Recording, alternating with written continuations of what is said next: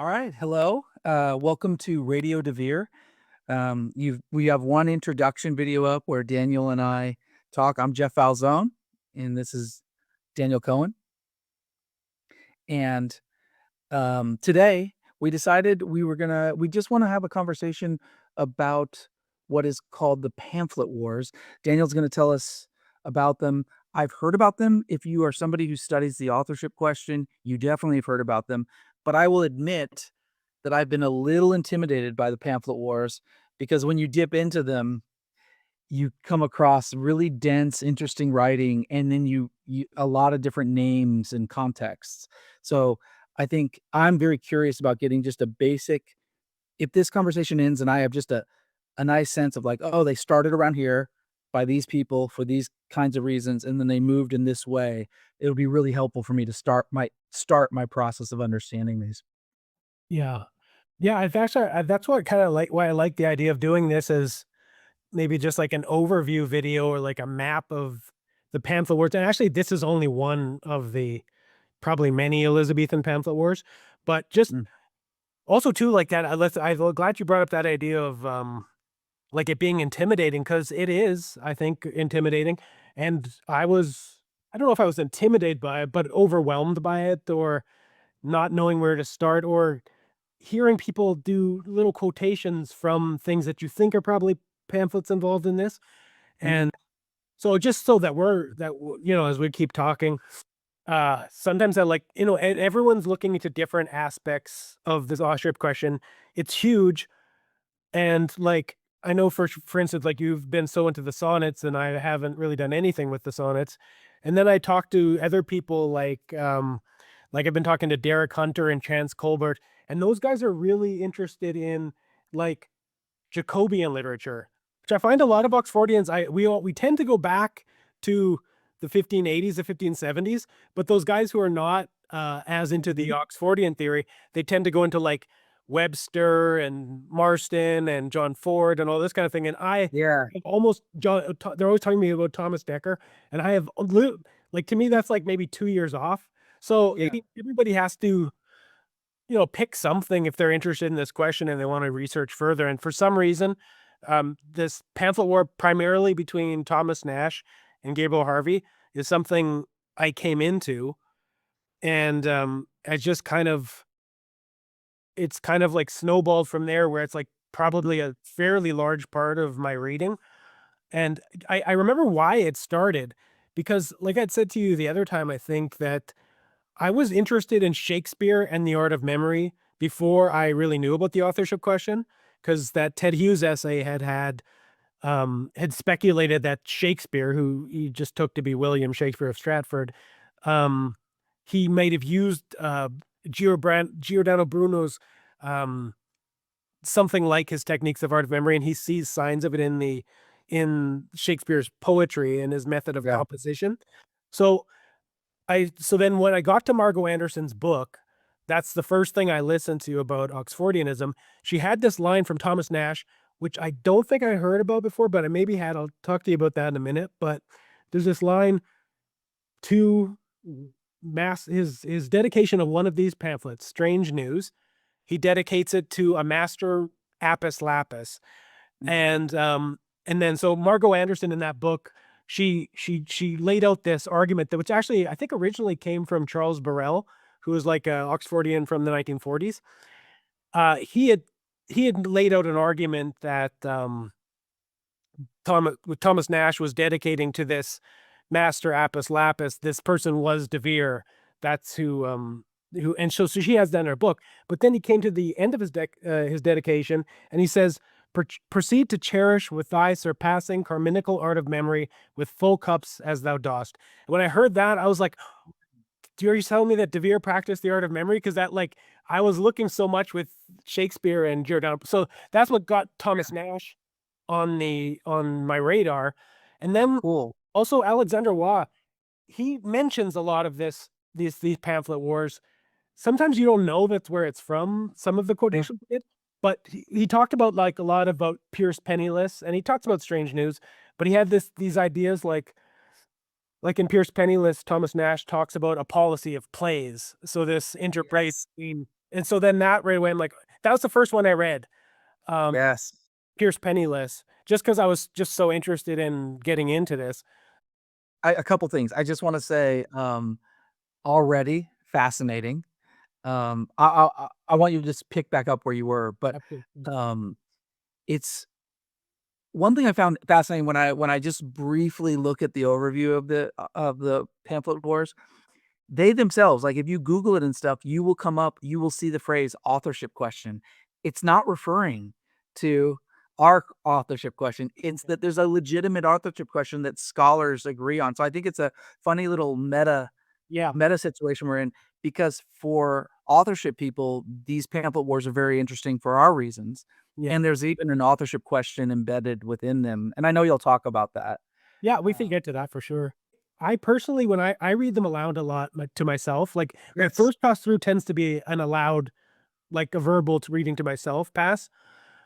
And, I read them, it's funny, we'll talk about a little bit, like, if you wanted to get into this, how to do it. Not that I could tell you how to do it, but how I did it, how to make it less intimidating and Yeah, forbidding yeah, and stuff.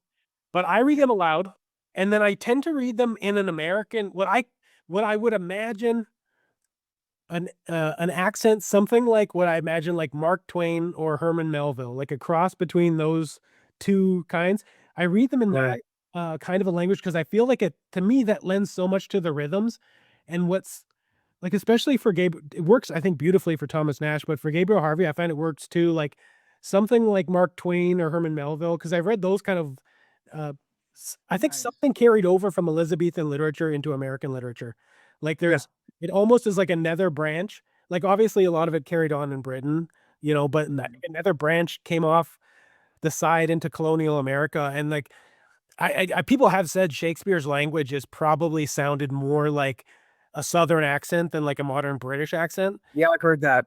Because, yeah, so, anyway, I that's one thing to make it more, palatable, and you know what I find too? These pamphlet wars are so filled with quotations, because like, I mean, Thomas Nash and Gabriel Harvey were both scholars at Cambridge, and they have quotations, but I find, like, when you're reading it, you don't have to know exactly, at least in a first pass, exactly what that quotation means, because and I Mm. find that in the American style of, like someone saying, "Well, as Cicero saith, blah, da, da, da, da," like, you're just getting a quote, and I find it comes in when I'm thinking of the pamphlets in that way, I'm not so worried about who is this ancient person they're quoting from or whatever.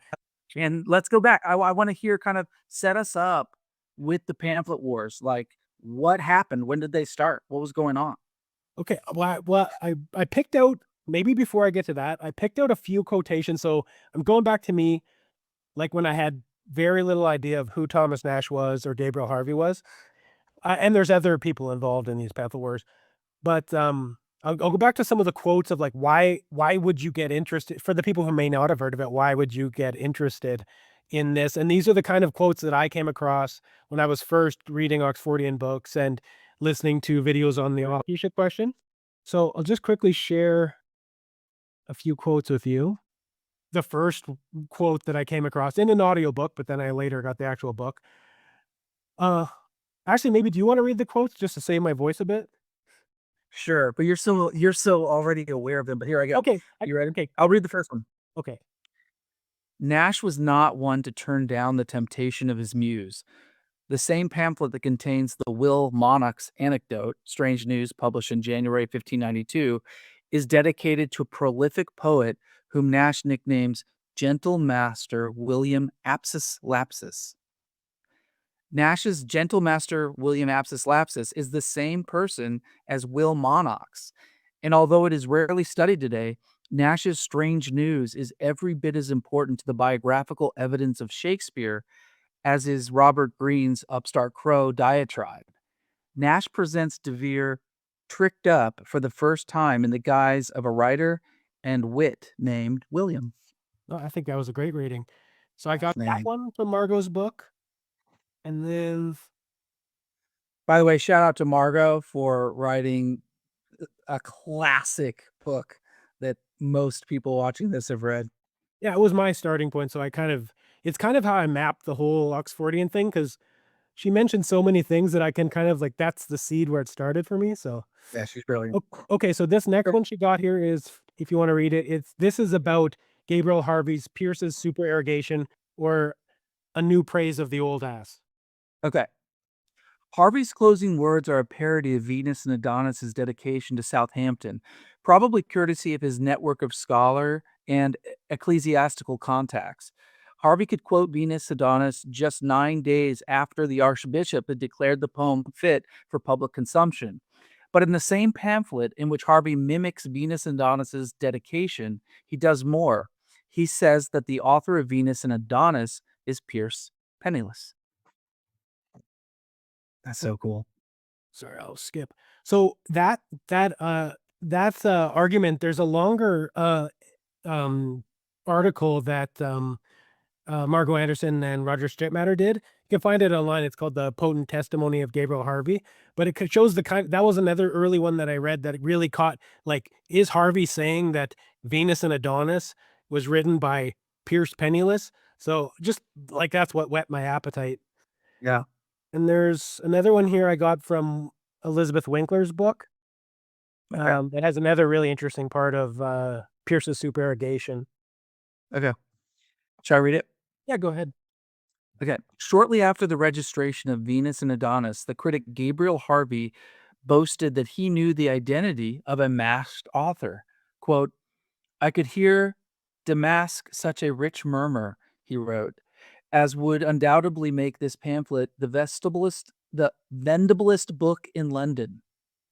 Harvey didn't dismask the author, being none of those that utter all their learning at once, but he dropped a few hints, writing of that fair body of the sweetest Venus in print, as it is redoubtably armed with the complete harness of the bravest Minerva.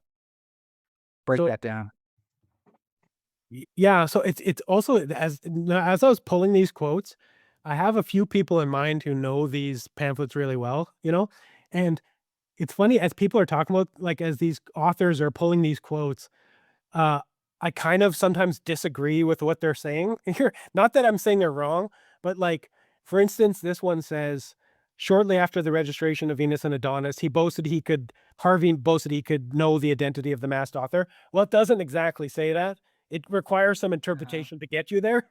So I yep. kind of agree. I Yep. think This he is is what my channel is going to look at. yeah. Sorry. So I'm just like, it's sometimes when people are talking about this, he doesn't say in the pamphlet, I know who wrote Venus and Adonis, and I could hear Dismask such a rich mummer, a mummer being an actor. Um, Hmm. but I think through, but see, it brings us, there's this whole issue of interpretation, and then people will disagree on interpretations. Maybe I'll come back to that point of interpretation. I'll just move on That's for fine. another one here. Yeah, yeah. We don't need to get too meta. Yeah. Okay, so this one, it's a book I just read. I've just been getting into the work of this. He's a German Oxfordian named Kurt Kreiler. But the interesting thing about his book, so this is kind of his analog maybe to like a book like Margot Anderson's, but Hmm. he basically uses like the bedrock of his proof that for his argument that De Vere is Shakespeare is basically the pamphlets of Thomas Nash and Gabriel Harvey, and all these connections they have to Love's Labour's Lost. Like, that's the first half of his book is just basically on the pamphlets and a few other works like Willoughby His Avisa and some other poems. But I thought Hmm. this, I couldn't pull, like, he has so many quotations from that, but I pulled this Interesting.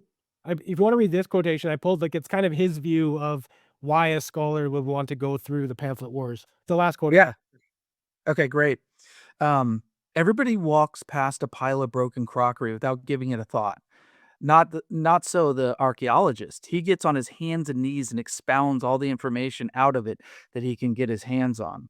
For the historian, a 400-year-old writer's quarrel, about as interesting as mummified cheese to the average person, is an invaluable source of knowledge. Not the packages of love letters wrapped tenderly in silken bows, but the piles of sordid debris left behind by cantankerous poets reveal the deeply buried secrets of the past. So yeah, that's I want to read that. I haven't read that. it's pretty good. I think it's better once you've familiar with the pamphlets though. He's just he lots of his stuff's up online. Like, he has annotated versions of portions of the pamphlets, which I've kind of been working from. So, but and also this is an audiobook, which I do recommend this audiobook on Audible. I listened to it there and it's a pretty easy listen. Nice. Okay, so the last one I have, it just took a clip from one of Alexander Waugh's videos, which kind of shows like why I like these pamphlet wars got on my especially the names Thomas Nash and Gabriel Harvey. So I'll play that, and it starts with a quotation from Nash and ends with a quotation from Harvey. As Thomas Nash says of him, he is the first in our language I have encountered that re-purified poetry from art's pedantism and that instructed it to speak courtly. Our patron, our Phoebus Apollo, our first Orpheus or quintessence of invention he is. So there you have it. He is being regarded as Phoebus Apollo, the patron god, and he is the one who is pushing through a policy to re-purify the language and poetry and to elevate the people through this means. And when he says, I serve Her Majesty and I am that I am, in 1584 in a letter to Lord Burlywell, many Oxfordians have said, I am that I am is a very interesting, rare thing to say, and it occurs in Shakespeare's sonnet 121. But what interests me here is the phrase, I serve Her Majesty, and it makes people very confused because they say, how was he serving Her Majesty? He doesn't seem to have been given any overt job to do under her service. So in what way was he serving Her Majesty? Well, you only have to read what Gabriel Harvey says of him, that he is the godfather of writers, the superintendent of the press, the muster master of innumerable bands, the general of the field. That is how he is serving Her Majesty. He is running a scriptorum of great writers, clever writers, scholars, and putting together pamphlets, plays, poems, all sorts of literature in order to educate the people of England. Okay, so that's what I got. That's all I've got of prepared stuff, so we can go to like questions and discussions and Great. That was awesome. Thank you. I have to say, as a comment, I don't wanna go down a rabbit hole right now, but ethically, that last clip presented everything I love about Alexander, and then I also it yeah, had that element that always gets me of like, he just shows that incredible quote, that second quote by yeah, Harvey, yeah. and it's just like he just streamlines it into this is him talking about De Vere, and my hunch is that that's an interpretation from a pamphlet in which he's not saying like, "I'm talking about." Edward de Vere, like by name. Yeah. Yeah. No, it takes a lot of It's a lot of interpretation to get interpretation. there. I I get it. I do agree with him, but I mean, and then I'm like, as always, tentative. Like I'm specifically working through that pamphlet he's talking about there. That's Pierce's supererogation again. But I mean, it's extremely long. Well, I mean, for a pamphlet, I have it We here. don't have to go down this rabbit hole right now. I just wanted to say, because I Oh, want it's a good our one. viewers our viewers are starting to get to know me, Yeah. and if I was in a debate with a if I was talking about the authorship question, I would have to read that quote and then say, Alexander presents a number of arguments for why Yeah. that's referring to De Vere, but Yeah. just, that's not like it doesn't Yeah. say this is to De Vere, about De Vere. And not in so many words. Like, okay, so these pamphlet wars, another thing you bring up, um, especially Gabriel Harvey. I think Harvey more than even Nash. Like, I'm not actually, it's been a while since I really did a deep study of Nash's ones. I've been more into Harvey. I feel like Harvey, in sense, reveals more than, yeah, Mhm. I don't know. It's anyway, Harvey especially, like Thomas Nash does too, but they use these what I call like monikers. So and they're recurring monikers throughout the pamphlet. So they're constantly like Harvey has the old ass, young Apuleius, Senior Capriccio, Monsieur Madness, like these Okay. um the great A, the And they estimate, repeat. and some of them do, some of them don't, but they repeat, and that's where the interpretation I feel comes in because I feel Harvey is like every time he mentions the old ass and Apule, some of them he's pretty clear as to who he's talking about. Mhm. I think the De Vere ones are the least clear, but I think they're there, I would say. Mhm. I think they're kind of central to it too. Mhm. So anyway, that's but Great. you are having to like lots of times he does not name the person. Um directly. Sometimes, yeah, but I'm pretty sure in Pierce the Supererogation, which is to me is the central kind of pamphlet, he mentions the Earl of Oxford once, but he even just says a noble earl. That's it. Noble. It's clearly De Vere. He's talking about in your relationship with John Lyly. I think he's talking about De Vere all over the place, but that's the only time That's he's ever great. saying anything specifically by name. It's what makes it so much fun. It's what Yeah. makes it so much fun and interesting, and it's why it's a relevant question to amateurs and to scholars today. I love it. Yeah. Okay, so the pamphlet wars. I'm pretending. I'm not even having to pretend. I'm a complete newbie. Yeah. Can you, after giving those quotes, which were delicious, can you take me into, like, if you're talking to a group of 4th graders, that there was this thing called the pamphlet wars, and some kid says, "How did it start?" Yeah. What would you say? Well, I mean, like, it's good to go about it like a story, like to do it like a story. Um, and two, like it's probably not the pamphlet war. Mm, Like there's so many. Like I even found when I was doing the art of memory research, there was a pamphlet, like a smaller pamphlet war about the art of memory between a student of Bruno's and a Cambridge professor. So I'm sure there were lots. And then I was rereading a book, which we'll get to this on the Martin Marprelate pamphlet war, which is very much linked to this one. That could be in scholars' eyes. I think that that's the one that, if an Elizabethan scholar would probably know the most about that one, the Martin mhm, Marprelate pamphlet war, but it's definitely connected here. So I'll say, like, I'll have to say, I'll preface this with saying I'm only partially the way through this, so I may change my views on this. I may be missing big things, but I have been into it for a few years, so I'm not grossly misleading you in this. And I'll go from like an Oxfordian point of view. There are other people who are into the pamphlet wars that do not share the Oxfordian point of view, and that would be good to hear. But it's just easier for me to kind of share what I think the relevant details. I think De Vere is important in this pamphlet war. mhm, And then some of the scholars of the pamphlet war who have nothing to do with the authorship question, they do agree with that. Like Thomas Nash's primary editor, his name was R.B. McCarrow. He thought that the pamphlet war, at least between Harvey and Nash, at least in some way, spun out of probably the rivalry between the literary circles of Edward de Vere and Gabriel Harvey, and some of the okay, editors, or sorry, and Philip Sidney, which Harvey was okay. possibly a part of. So So, is it not controversial for me to say, like, forget the authorship question, is it not controversial for me to say that there are scholars who talk about De Vere having a literary circle? yeah, I would. I mean, I don't know a lot about this, but for instance, like I read I just read a biography of Edmund Spenser, and he's very close to Gabriel Harvey. Um, and yeah, he is even in that book as they're talking about Harvey, they are talking about De Vere. I think they would probably say more us. I bet you the average academic would be more comfortable with like a patron role. Mhm, Like there's no mhm, denying that he patronized. I think when you say literary circle, you're assuming that the person at the center of it is involved with mhm. shaping it and stuff. And I think Okay, maybe they might disagree with that, but I okay, don't. that's a good distinction. Yeah, That's good. I'm not exactly sure, but I would think so. Anyway, Okay, I think thank you. for the history of it all, I think there's like three, in my view of this Harvey Nash pamphlet war, and some people don't like to call it the pamphlet war. I hear a lot of people call it the quarrel, the Harvey Nash Yeah. quarrel. So whatever, Okay.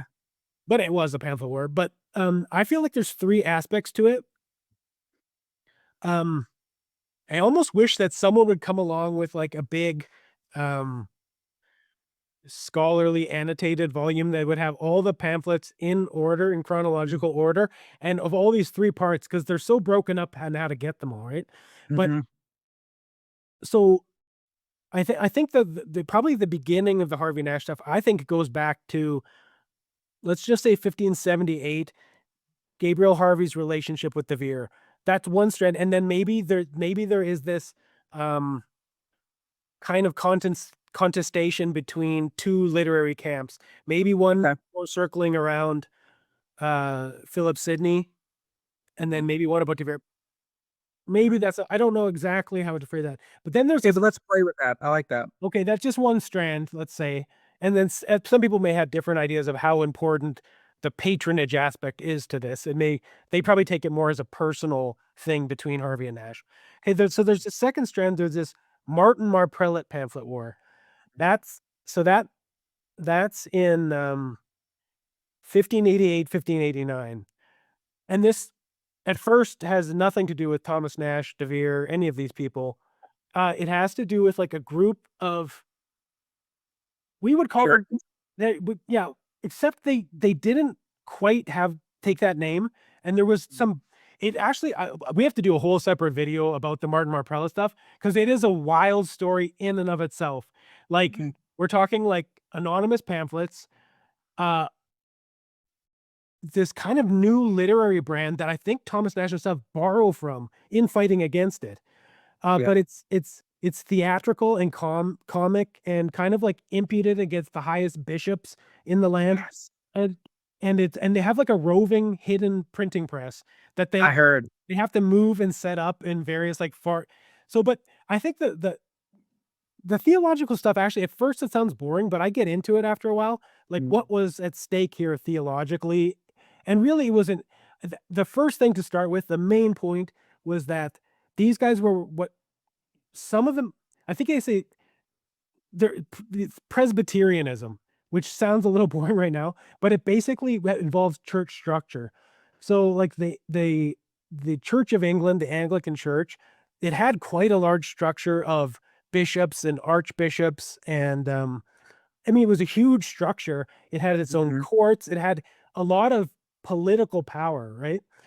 And this is the era when people are getting back to the common person reading the Bible for themselves, and an emphasis on, I guess, like this Renaissance emphasis. They have this idea of like ad fontes, back to the source, and sola scriptura, like the scripture alone. And there isn't a lot in the Bible. There's not a lot to say that we should have this kind of ecclesiastical structure that, that, and also like it has a lot of civil power over you. You could get arrested. You could get punished by them. You have to pay for their livelihoods, their sinecures. Right. A lot of times these sinecures are like the bishop or the minister shows up once a year in the parish. Like, they're not, they would like to get away from that and have much of these Presbyterians that are behind the Martin Marprelate pamphlets. They would like to get back. They would like to get to something that was more like what John Calvin practiced in Geneva, where it was much more local. There was some manner that the parish could choose their own minister, and there wouldn't be this huge structure of archbishops and all this kind of Right. So that's but see, the interesting thing about that is that they had tried over the 1570s and 1580s to argue this in acts of parliament, in theological works. Like, they tried to take the scholarly route, right? And then Archbishop John Whitgift, he starts to shut this stuff down. Like, I'm not going to let you do your Presbyterian pamphlets anymore. They're coming after his authority. So this is like a last ditch effort to like rile up the public. So the guy who writes it is this fascinating guy named Job Throckmorton. He's the Martin Marprelate of the pamphlets. He's aided by a guy named John Penry, who kind of fills in the pamphlets. But he takes this, he almost draws it from like public theater, from like Martin Marprelate is as foolish as the bishops he's criticizing, and he's very impudent and this sort of thing. Okay, so here's where we get to back to the de Vere section. There's the anti-Martin Marprelate writings. Right. So the Elizabethan establishment, they tried to argue back with at first with like reasoned Harvey. One of the Harveys.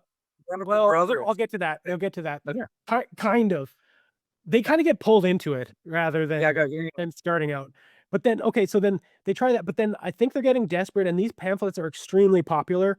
Even when they're banned, people are trading them. They're passing them around. They're having underground discussion clubs, this kind of stuff. So you got the three names that I keep in mind are the Archbishop John Whitgift, he's the head of the Anglican Church at the time.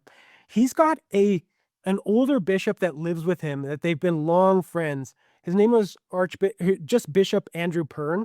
He is a longtime enemy of Gabriel Harvey from Cambridge, And he shows up in the pamphlets like there's something to do with that. So he dies in 1589. This is his last year. But he's I don't know. He's an interesting figure to talk about. We'll get to in a minute. Just picture like his mentor living in the house, just about to die, but I think he's overwatching some of his pamphlets. And then Yeah. Whitgift's like he's got an understudy, Richard Bancroft, who's going to become I believe an archbishop later on. And Richard Bancroft apparently has the idea, how about we fight fire with fire and get some literary pamphlet writers in to fight Martin Marprelate in defense of the Anglican. Okay, So- this is great. So that's so most biographies will have it's Richard Bancroft's idea, right? And he's kind of the underling. I don't know what his position is at the time, but he's a clergy member, fairly high up, but underneath John Whitgift. And so they pull in writers. I think the ones we all agree on are Nash for sure, who's just out of Cambridge, Robert Greene, John Lyly. I think most people agree on Anthony Munday. And some Oxfordians think, so I think most heterodox professors are not going to follow us in here, but some Oxfordians, and Margot Anderson had this, that De Vere was also involved, and he wrote several of the anti-Marprelate pamphlets under the pen name Pasquale Cavaliero. Okay. And then there's this long book. So what they're drawing from there is this book that came out by I think she was a professor, Elizabeth Appleton, but her whole book is just about establishing De Vere as Pasquale Cavaliero. I do know some audience who really love that book and agree with it, and I know a few who have questioned it. I think they would like to keep those Pasquale pamphlets to Nash. So I haven't read that book. I can't really comment on this, except Okay. I do think these are the writers that are around De Vere, and I really feel like it's De Vere's crew, if not De Vere himself, who's being brought in to like defend the Anglican Church, which is so funny because like I don't know, I can't imagine a guy like Robert Greene and Thomas Nash. They seem like writers for hire here. I Yeah. don't think that I do think they probably didn't love Puritanism and things like that. Yeah. I can't think this is the thing they would have done if they weren't being recruited. Oh, that's great. I would think. I mean, Yeah. maybe my idea will change on that one. This is the part of the Pamphlet War that I'm not as familiar with. So Yeah. it would change as I get more into it, but that's my impression. That Okay. And also the Thomas Nash one is interesting. So he's the youngest of the group.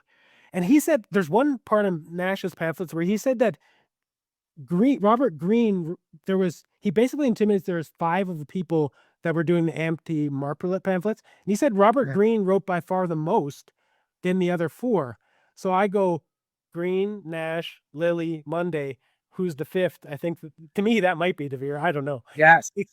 He definitely is saying a 5th. I think if I'm remembering that passage correctly. So for then Gabriel Harvey's involvement in that. So Pap with a Hatchet was John Lyly's contribution to this. And it's basically it's arguing against Martin Marprelate basically. So once Lyly comes in, he's part of the squad that's going against the Marprelate, the original pamphlets. Okay, great, great. It's funny, like the Martin Marprelate ones kind of they start 1588 and they kind of go heavy. Then the anti-Marprelate ones go and they overlap a bit, and then Martin Marprelate ones stop, and then the anti-Marprelate ones last until I think about like June of 1589. So there is a backlash against them, and people do not love the tone that the anti-Marprelate pamphlets have taken with religion. Okay, and just to punctuate this, correct me or guide this for relatively new people. One thing that is extremely grounded and there's no controversy about is Lyly was at some point De Vere's secretary. Yeah. So when we start talking about John Lyly being involved in things, we're not. I don't know the years. You probably know the years he was the secretary, but he was working directly for and with De Vere. Yeah. Yeah, the years are the start and end dates, though, I believe, are a little obscure. I think we have a letter from like 1583. That's like but then when did it start? We don't know. I think there's a letter from Lyly, or something like that. Anyway, so John Lyly and Gabriel Harvey, at least from Gabriel Harvey's point of view, they knew each other in the days when. So then this place called the Savoy the hospital, which was not, it used to be a charitable hospital, but it became like a place where many people lived, including de Vere. And so they, according to Harvey, Lyly and Harvey used to be friends. And in this pamphlet, but that was in like the late 1570s. In this pamphlet, Pap for a Hatchet, Lyly takes some shot at Harvey when he's not really involved in this. Some people say that he accused Harvey of being Martin, but I think most scholars don't. He didn't exactly say he was Martin. He just kind of smears Harvey alongside Martin. And Harvey probably was a little more in favor of some of the Presbyterian demands, possibly. Although, okay, so then Harvey does write a response to that Pap with a Hatchet, but he doesn't publish it right away. He publishes in 1593 after he gets egged on by Greene and Thomas Nash a bit more. His brother Richard Harvey does write a pamphlet. I think it's called, oh geez, I forgot the name of it. Peace Pierceval or something. It's basically trying to make peace between the sides, taking a moderate position. And Francis Bacon does the same thing. He writes a pamphlet, I think a manuscript kind of pamphlet that is, again, these people don't love the anti-Marprelate tone. They think that this is way too scurrilous. This should not be how the Church of England is defending itself with these. And these pamphlets are not making theological arguments, basically. They're trading insult for insult, character for character. Like, you know what I'm saying? Like, they're not. Harvey would prefer they came back with like solid theological political arguments grounded in the classics. These guys are shooting off like street language insults and, you know, this sort of stuff. Oh yeah. It's great. But that comes into it, and then then we have like maybe the more pure. Okay, hold on. I forgot another part of it. There's this astrological, and we'll probably have to do a part 1 here and a part 2, which is fine. Oh, there's gonna be part 6, 7, 8, 9, 10. So there's this astrological part this part I feel is the least focused on of this whole thing, but I'm fascinated by it. So Harvey's younger. There's actually, I think, 4 Harvey brothers. Gabriel Harvey is the oldest, then followed by Richard Harvey and John Harvey. All 3 of them went to Cambridge. I think there's a Thomas Harvey youngest, but there's not a lot known about him. He's not a scholar. The other 3 are. And they're kind of a big group at Cambridge. And so there's this, I don't want to go in too much there's so much fascinating stuff I feel about this and this astrological thing. But in short, so basically Saturn and Jupiter, they're of the planets you can see, the planets they knew about at the time, they were the 2 outer planets, right? And so about every 20 years, they have a conjunction. They basically align in the sky every 20 years. Their orbits pass, right? Now, so the sky, if you know, is divided into 12 zones called the zodiac. And the zodiac, like, it has 12 signs, and there's 4 groupings of the signs. There's water, air, earth, and fire, and they all form a triangle. Like the fire element, the 3 fire signs form a triangle. Those 3 water. So there's 3 trigons. And so what's interesting about the Saturn-Jupiter conjunction is they basically circle through all of the various trigons, and then about every 940 years, they start back in the fiery trigon. And so a lot of these people at the time, they had the idea that the Earth was maybe 4,000 years old, that sort of thing. And so they thought this was a huge thing coming up to 1583. Like, a lot of the main astronomers at the time, like, and astrologers at the time, like Girolamo Cardano wrote about this. Tycho Brahe, I believe he wrote about this. Like, any scholar knew about this stuff, or any astrologer or astronomer knew about this stuff. They had different ideas about what it meant, but Harvey's brothers were not crazy in thinking this would be significant. But the interesting thing about that was, so they felt that every time that Saturn and Jupiter did their full round of conjunctions through all the fiery sign, or all the 4 signs, and returned, that something huge happened, like the Roman Empire was founded, or Jesus Christ was born, or Okay. it seems to line up over time, right? And another thing was, in their understanding of history, this was the 7th alignment. So, Yes. so 7's a powerful number for these people. I feel like a lot of people, this would be the final one. Like they were entering the final. Like if a day had if a week has 7 days, Yeah. this is like a celestial cosmic day. Each day 940 years. We are now in 1583 April, Yes. entering the final one. And John Dee was huge into this. Like he was. This is why I wanted to study more. And I believe I have to study more about this, but I think he got people high up in the government worried about this. Like Oh. William Cecil, Elizabeth, they're concerned with this, right? Even though Harvey's brothers get lambasted. So April 1583 comes along. Richard Harvey is the one who's written the most about this. John Harvey comes in, the younger brother, and he writes some about it too. And the day comes and goes, and nothing. They predicted like the end of the world, and nothing happened. The day always comes and goes. And very humiliating. Although I have not read these pamphlets yet. I have to see what they were specifically saying, because I think it's a lot more complex than we think the world is going to end on this Yeah. day. It's usually, and I think there's something here. Like I have to go into John Dee's predictions about this as well, but I think they thought there was some sort of 5-year process being inaugurated, that something Okay. big would happen in 1588. But I even think it's not the end of the world, but maybe the end of the final age. But Okay. I think everyone thought like epoch shifting times, right? Okay. But and there actually even was astrologers who argued back against Richard Harvey, that were saying, we believe in astrology. This is important, but you messed up the predictions, right? Like it's important, but it's not the end of the world, sort of a thing. There's Yeah. a guy who wrote that was called Thomas Heath, right? Anyway, Yeah. Gabriel Harvey's younger brothers really take a hit on that, and it kind of hurts all of their careers, at Okay. Cambridge, because they're getting roasted. And Thomas Nash is one who roasts them pretty hard for Good. this stuff, right? Wait, so Thomas Nash in the 90s roasts them for some of the stuff they were doing in the 80s. Yeah, well, That's great. he may have even done it in college.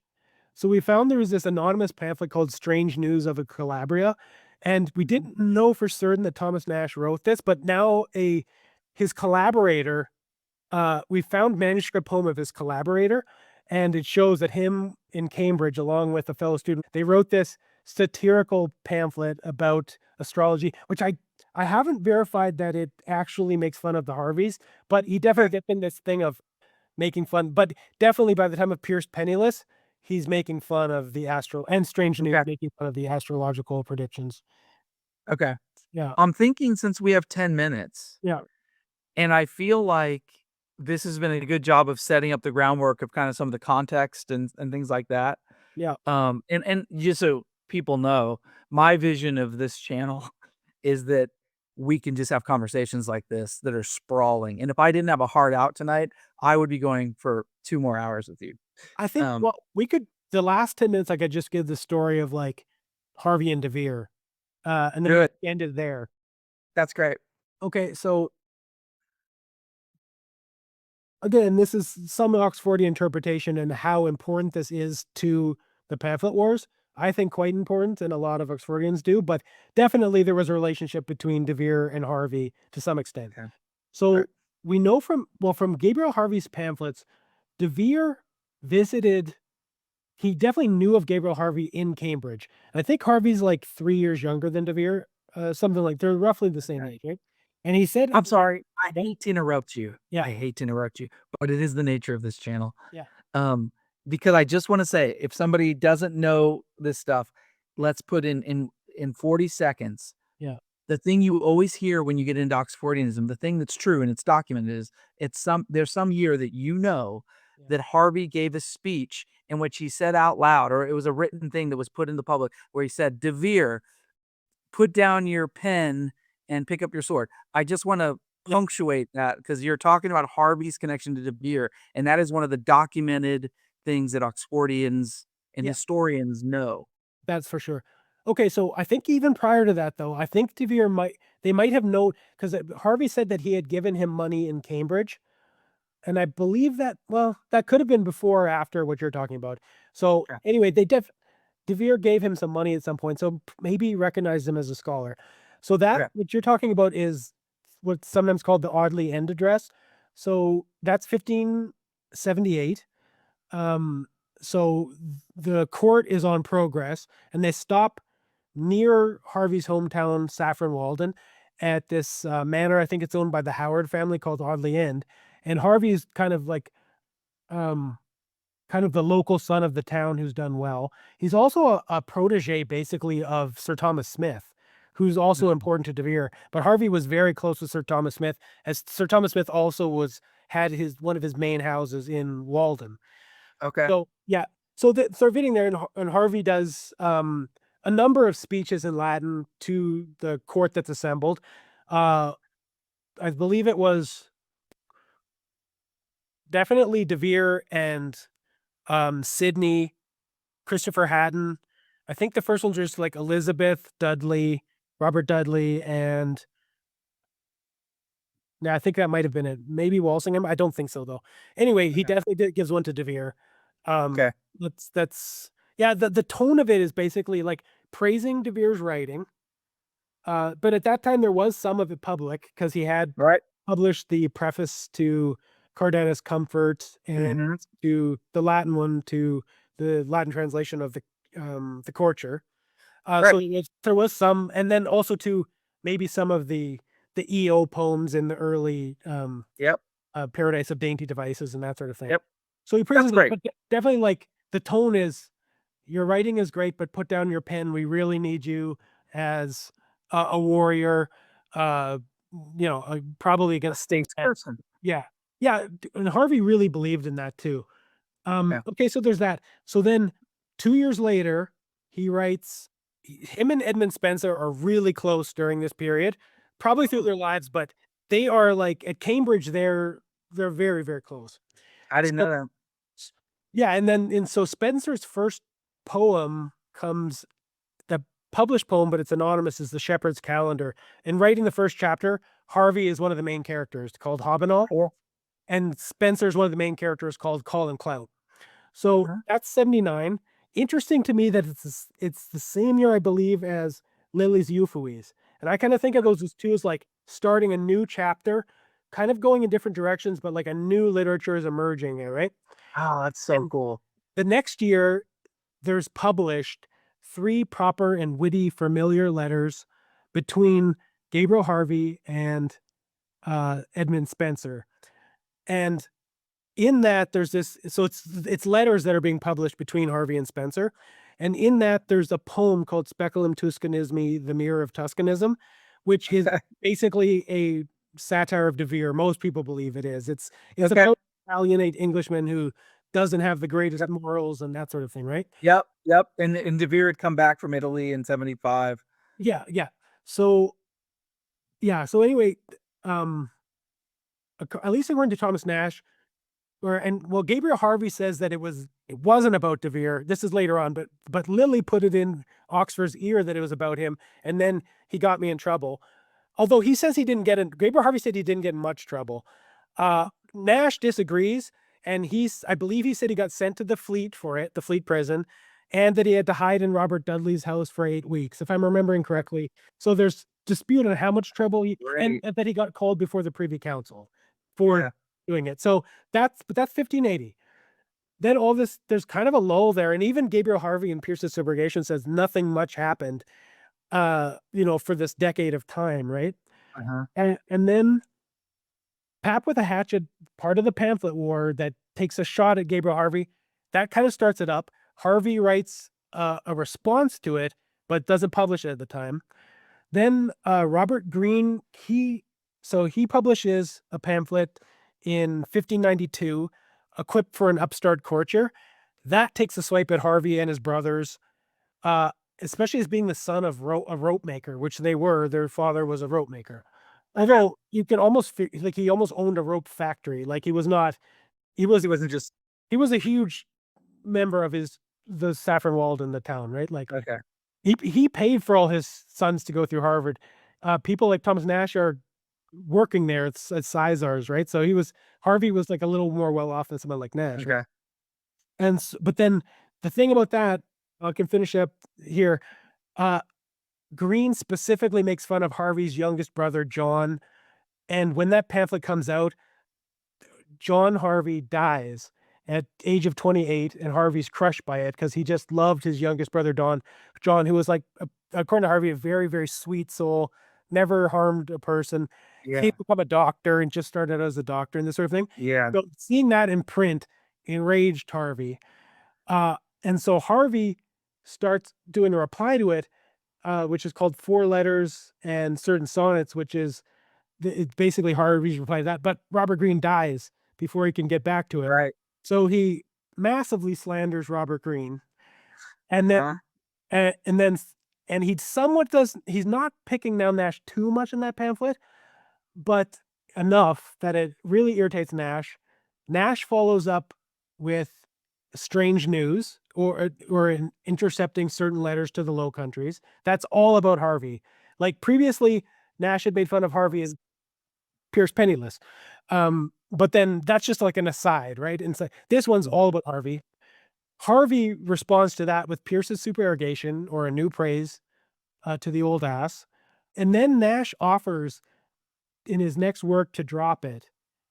He offers to drop it in the first dedication to Christ's tears over Jerusalem. Harvey doesn't accept it. He puts out one last little thing, the last thing that Gabriel Harvey ever wrote, even though Harvey lived to 1630. He writes one more little thing in 1593 called A New Letter of Notable Contents, not accepting Nash's offer for truth. And according to I believe Nash's second dedication to Christ's tears over Jerusalem, he takes back the offer for a truce because I think Harvey had brought that book to the attention of the authorities in London, and Nash went to prison for it. Oh, wow. Yeah, so, and he could have, and that's all during the year of a plague. Thomas Nash could have died from that. And I think Nash blamed on Harvey that he was there. So I think Nash would have left it alone at Pierce's supererogation. Like, oh, I'm okay. We're fine. I like you, Harvey. Yeah. But that ratcheted it up. There's a few more pamphlets after that. We'll get to them another time. But there's this drama that gets going behind it. And the end of the story is in 1599, June 15th, there's a bishop's ban. All of these pamphlets get banned along with other people's satires, and like it had gone too far, sort of a thing. Yeah. It ended. Okay. Yeah. That was in 99. Yeah, I think it was June 1599. Okay, great. Yeah. And this was great. And by the way, as a side note, did you track the Kendrick Drake beef that went on with the diss tracks a couple of years ago? I don't follow those too much, but yeah, I could see the analogy. It was Nash. Kendrick is Nash and Drake is Harvey. That's all I'm gonna say for any of the. I think I understand. Yeah. But I will say that was fascinating, and you not only whetted my appetite. I am so ready to continue this conversation in other videos that we do. Yeah. I do have to go. Yeah, no, that's fine. Yeah, I think in future ones maybe we could finish up this story and then maybe talk like where to find some of these pamphlets, what's the best way to read them. Yes, yes, and just sharing really interesting quotes from them. Yeah. Because I think the language, that's what I've noticed when I do read them, the language is fascinating. Yeah, Um, absolutely. and I wanna say just for anybody who watched this much of a video, is somebody very interested in these subjects. So I am always interested, to look at comments and just hear anything brought up in response. I find that fascinating. So, Yep. Daniel, really great talking to you. All right, till next time.